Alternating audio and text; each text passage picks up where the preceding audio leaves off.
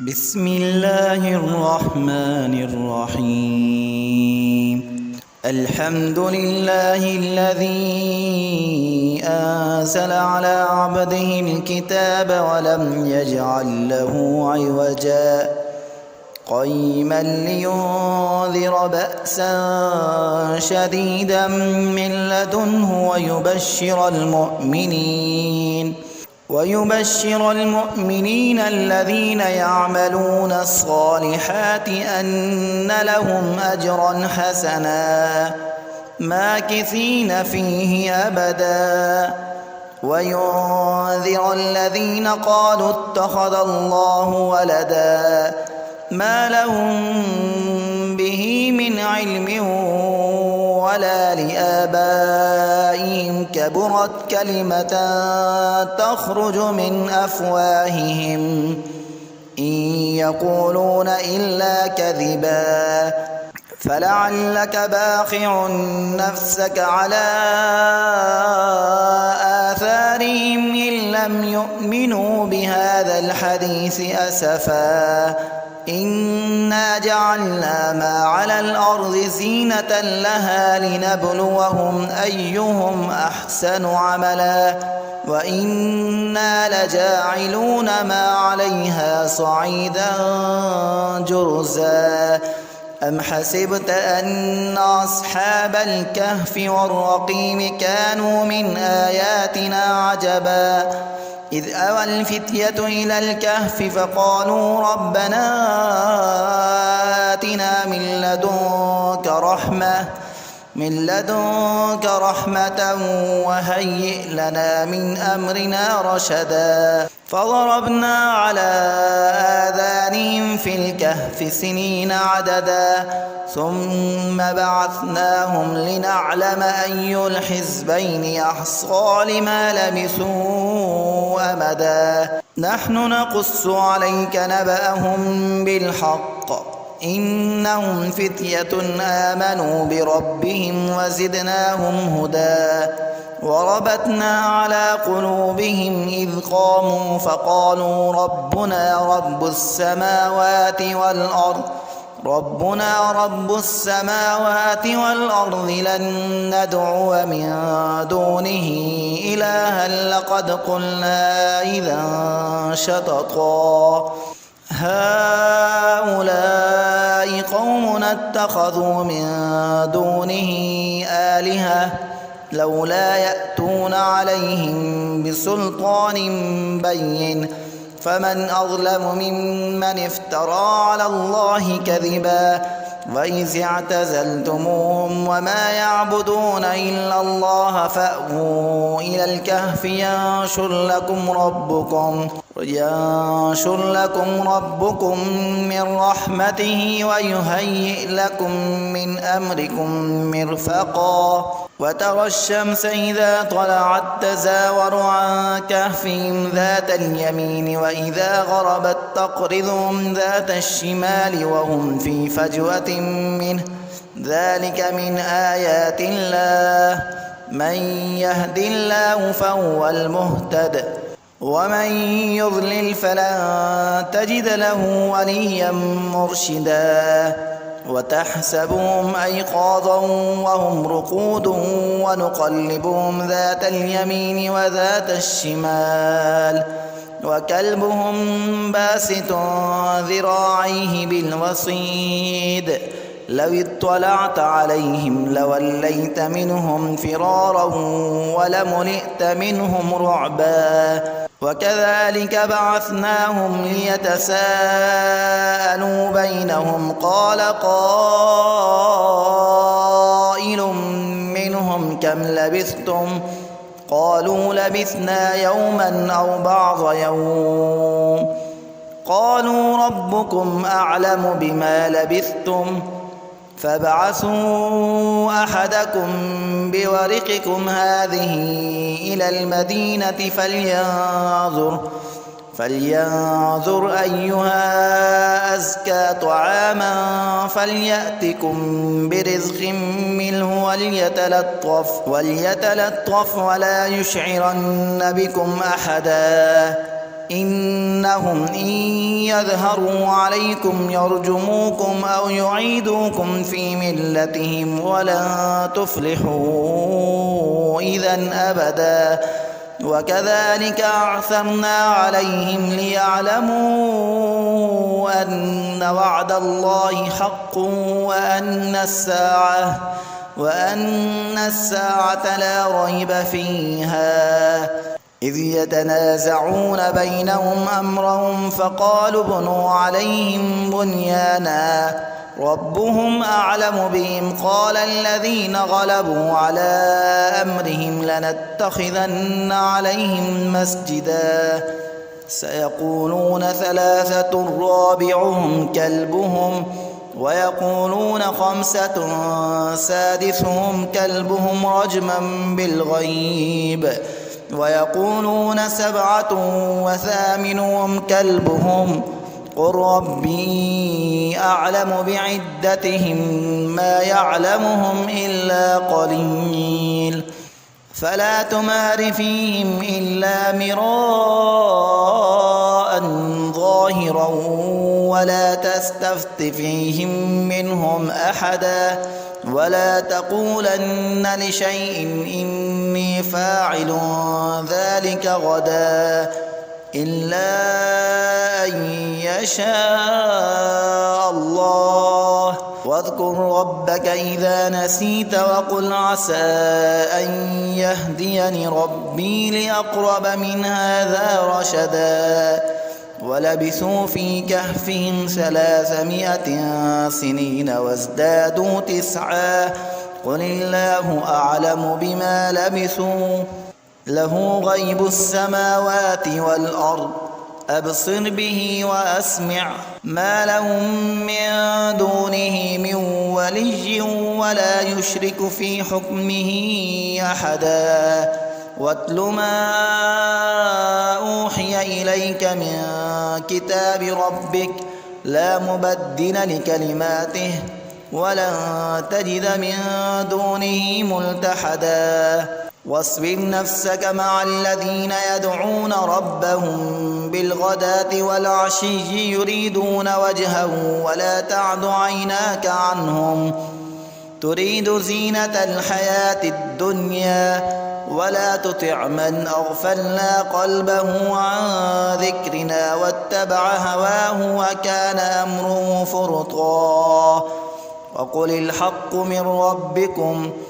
فمن شاء فليؤمن ومن شاء فليكفر إنا أعتدنا للظالمين نارا أحاط بهم سرادقها وإن يستغيثوا يغاثوا بماء كالمهل يشوي الوجوه بئس الشراب وساءت مرتفقا إن الذين آمنوا وعملوا الصالحات إنا لا نضيع أجر من أحسن عملا أولئك لهم جنات عدن تجري من تحتهم الأنهار يحلون فيها من أساور من ذهب ويلبسون ثيابا خضرا من سندس واستبرق متكئين فيها على الأرائك نعم الثواب وحسنت مرتفقا واضرب لهم مثل الرجلين جعلنا لأحدهما جنتين من أعناب وحففناهما بنخل وجعلنا بينهما زرعا كلتا الجنتين آتت أكلها ولم تظلم منه شيئا وفجرنا خلالهما نهرا وكان له ثمر فقال لصاحبه وهو يحاوره أنا أكثر منك مالا وأعز نفرا ودخل جنته وهو ظالم لنفسه قال ما أظن أن تبيد هذه أبدا وما أظن الساعة قائمة ولئن رددت إلى ربي لأجدن خيرا منها منقلبا. قال له صاحبه وهو يحاوره أكفرت بالذي خلقك من تراب ثم من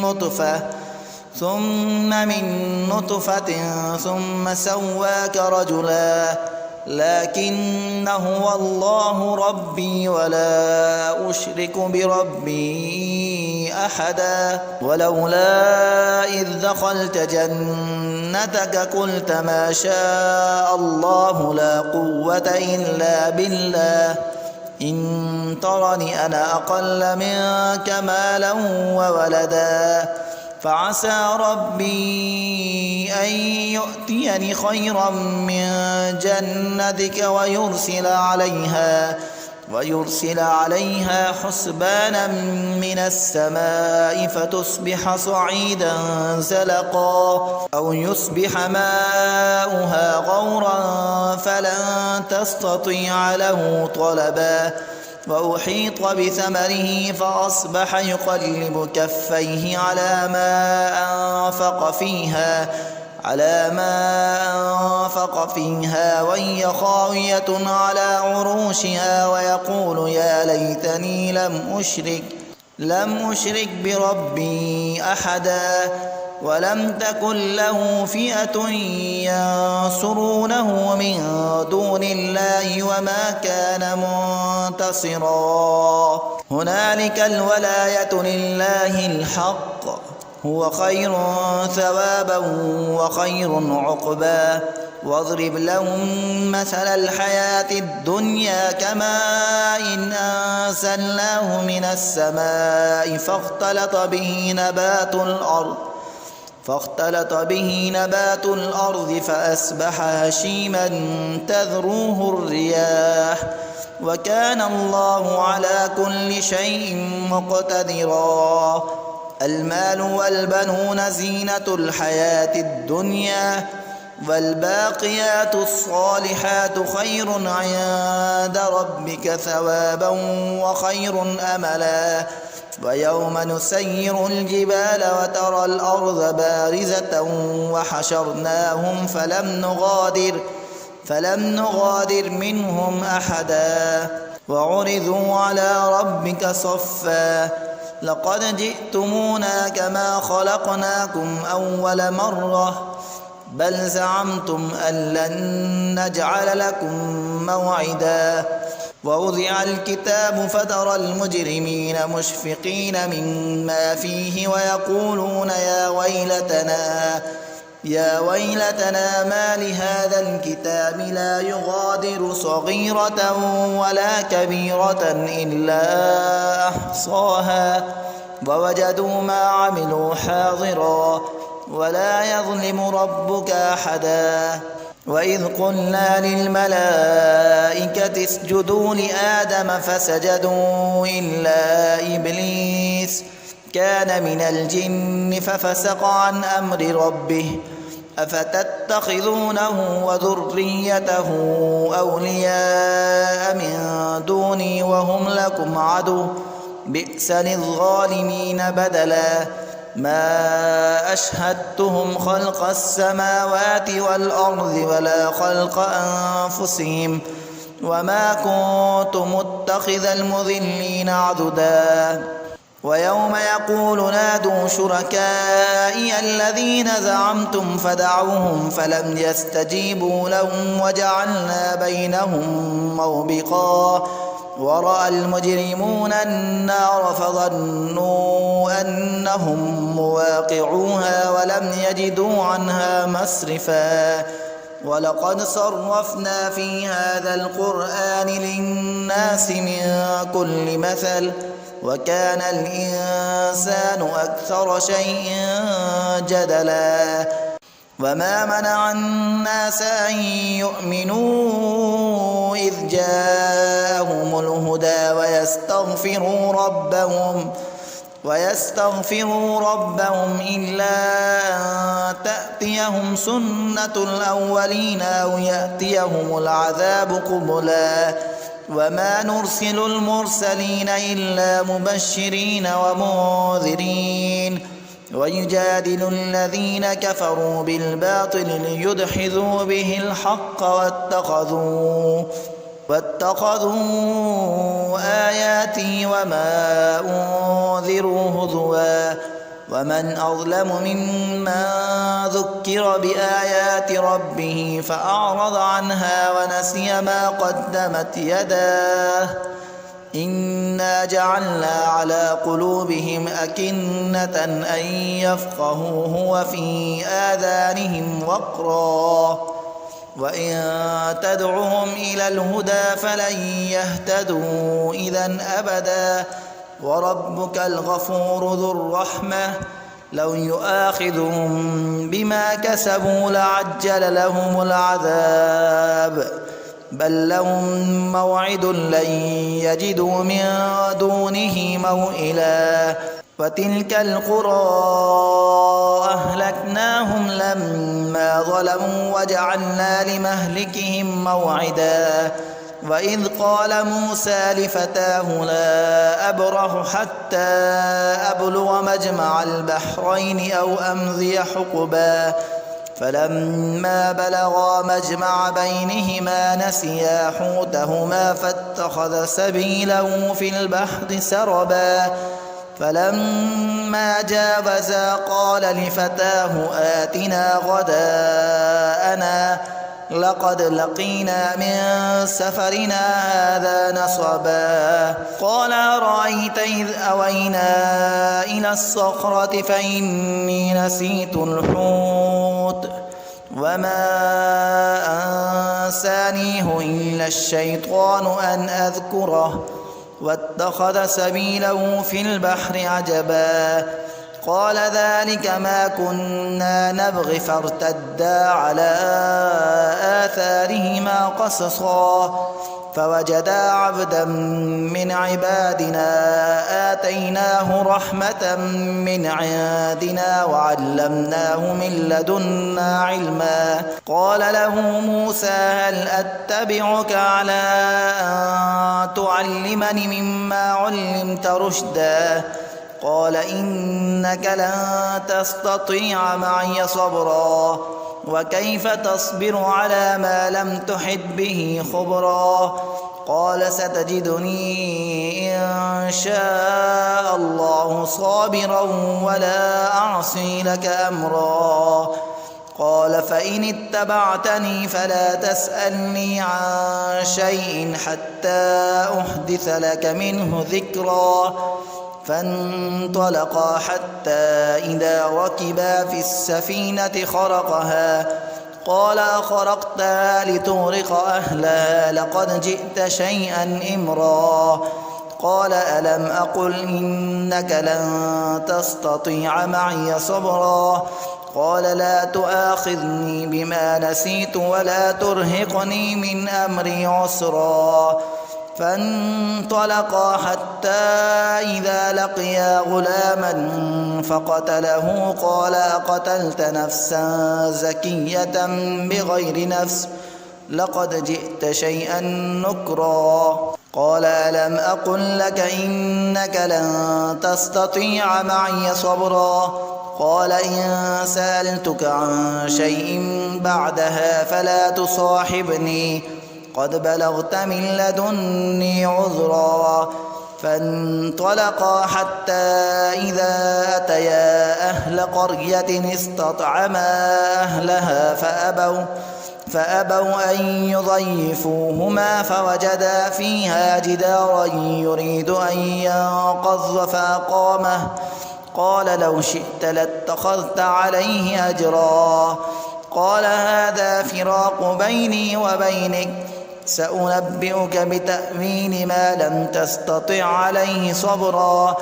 أما السفينة فكانت لمساكين يعملون في البحر فأردت أن أعيبها فأردت أن أعيبها وكان وراءهم ملك يأخذ كل سفينة غصبا. وأما الغلام فكان أبواه مؤمنين فخشينا أن يرهقهما طغيانا وكفرا فأردنا أن يبدلهما ربهما خيرا منه زكاة وأقرب رحما. وأما الجدار فكان لغلامين يتيمين في المدينة وكان تحته كنز لهما وكان أبوهما صالحا فأراد ربك أن يبلغا أشدهما ويستخرجا كنزهما رحمة من ربك